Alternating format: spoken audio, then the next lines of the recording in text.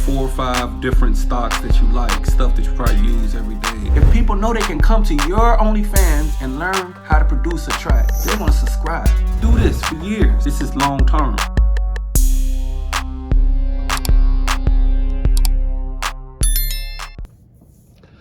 Hey, what's going on?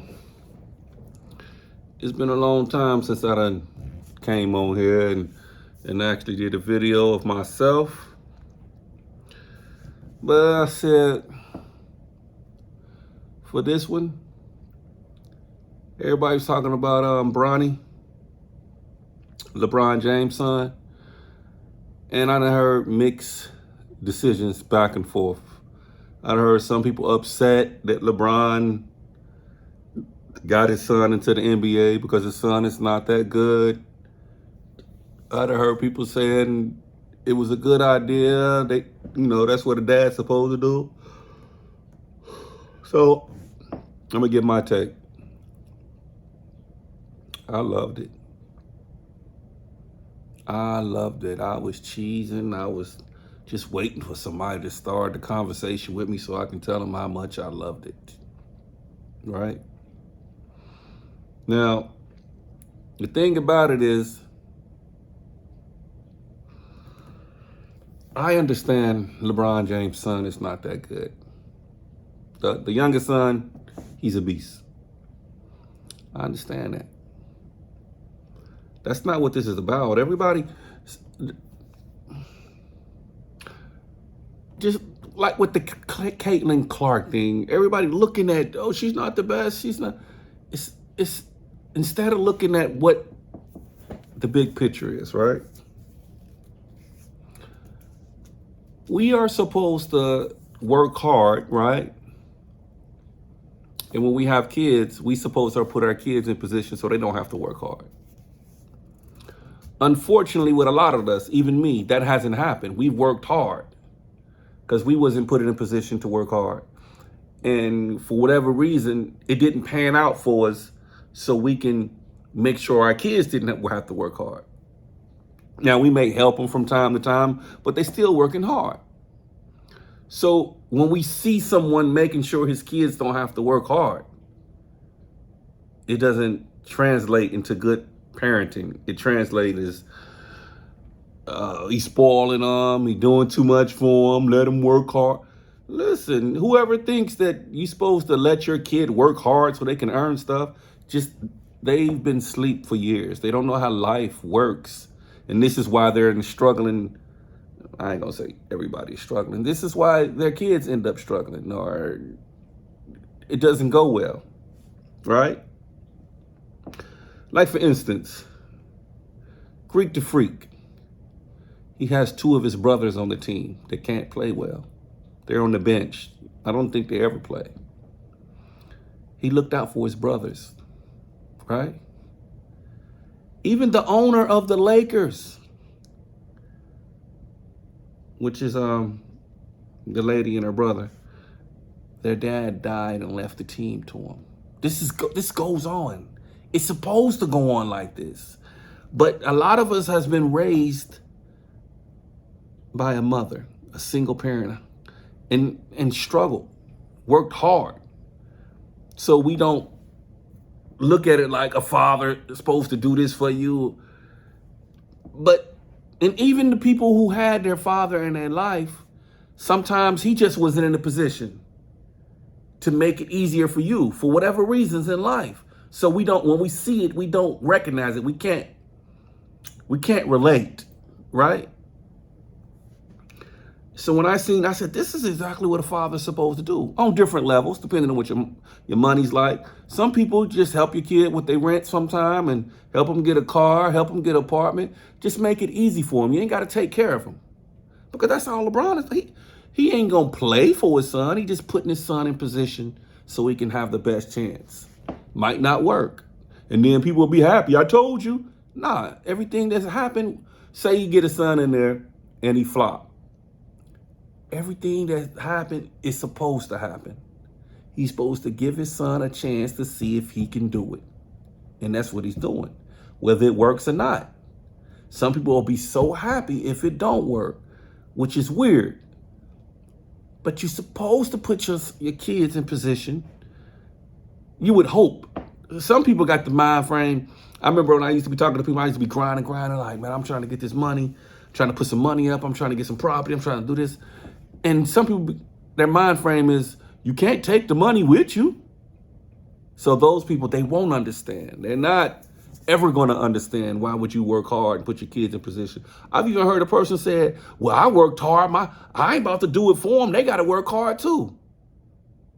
No, you're not going to do nothing for them. You're just putting them in position, whether you leaving some life insurance or something, so they don't have to work so hard to get to where they're trying to go. They got to do the work. LeBron got him there. Now Bronny has to do the work, right? So I don't get the disconnect, right? Bron been doing this since high school, man. Y'all just wait until he gets to his son to complain? What do I mean by that? It was a guy that used to cut LeBron's hair when he was in high school. Do y'all know who that guy is and where he's at today? One of his high school friends? Well, let me tell you. His name is Rich Paul. One of the biggest agents in the NBA. He's LeBron's agent. He's Anthony Davis' agent. He's Draymond Green's agent. He has several people in the NBA. He's one of the most successful agent in the NBA. Why? Because his homeboy came out of high school, went to the NBA, and put him in position. Now, he had to do the work himself, but LeBron put him in position. The guy that used to cut his hair. Now, you following me? This guy been like this since high school. LeBron has a production company that makes movies. Can you guess who runs it? Yes, some guys he went to high school with. This guy been doing this from day one. A lot of people don't leave high school with that mindset. Let's do business. If I make it, I'm gonna make sure my homeboys make it. And he ain't taking care of them. He just put them in position so they can take care of themselves. He made sure they became millionaires. Created the job out the blue for them. You're gonna be an agent. You're gonna do, you like editing and cutting up movies, little videos? You're gonna be in Hollywood. You're gonna be making. Ned and I already sold a couple of movies to Disney. All his friends, he done made, I think it was like 4 of them or something like that. They all millionaires. The guys that he hang with, these is business partners. Imagine coming out of high school, you go to college, because we ain't gonna put it like, oh, you became some millionaire right away. You go to college, get a degree, you start your business and you hire. So what you do is, if you hire your friends to run a business, you know your friends don't know nothing of it. But if your friends know what you're going to school for, they start learning. But not only that, they're going to learn, you're going to make money, and you're going to hire people to teach them how to run the company. This is how you cut down on people stealing from you, whatever. You get the closest people to you. You make them millionaires. They have no reason to steal from you. Most of the time when family and friends are stealing from each other, it's because the other people are not eating. You just turned them into workers. They're not eating with you. I think in the black community, and I could be wrong, but I'm going to say it anyway. We one of the only ones to say, don't hire your family members. They'll steal from you. Don't rent to family members. They won't pay. They convince us not to unite. They convince us not to hire family and friends. Yes, do family steal? Yes. Well, if you rent to somebody, will family members try to take advantage of it? Yes. But it happens in every other culture too. They have family members that don't pay. They have family members that steal. And you still go into a restaurant that's all Indian. You still go to a Mexican joint that's all Mexican. Do you see what I'm saying? Do you see? You still go into some soul food joint, whatever, it's all Africans or something like that. It's because they still put their people on. We won't. You give them a chance, they steal, you fire them, you keep it moving. That's simple. You're going to hire somebody, it's going to be somebody in the group, whoever you hire. Say you don't hire no family members and you hire some people, somebody's going to steal from you. Most likely. Hope they don't, if you get lucky. And you're like, oh, I didn't even hire family and people still stealing. Put your family on. And when you put them on, so you just giving them jobs at first. But this is what you tell them. You say, hey, you need to learn the inside, how to run this. It can be a food restaurant. It can be a corner store. It can be whatever. They in there learning. They're not just working. They learning how to run the place. From when you out of town. And plus, because when you start another place, make them co-owner, part owner. So they'll be crazy to steal from you because you're grooming them to become a business owner with you for the next store. Do you see what I'm saying? You can't just be like, hey, y'all gonna work for me.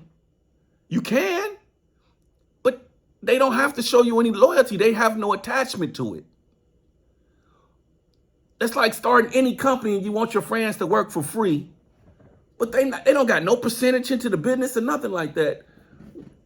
Things will happen because they're going to feel like you getting all the glory, you getting all the money, and here they are starving. So with that being said, LeBron's been putting people on for years, and they ain't just working for him. He's making these people millionaires, which goes to JJ Redick. The guy LeBron just made the coach of the Los Angeles Lakers. Ain't coached a pro team ever in his life. I think the most coaching he did is he coached a 4th grade team. He used to play though.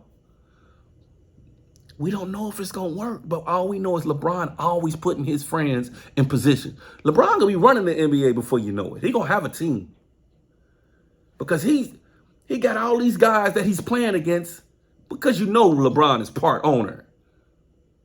His agent, Rich Paul, that company, you got to know LeBron is part owner of the company.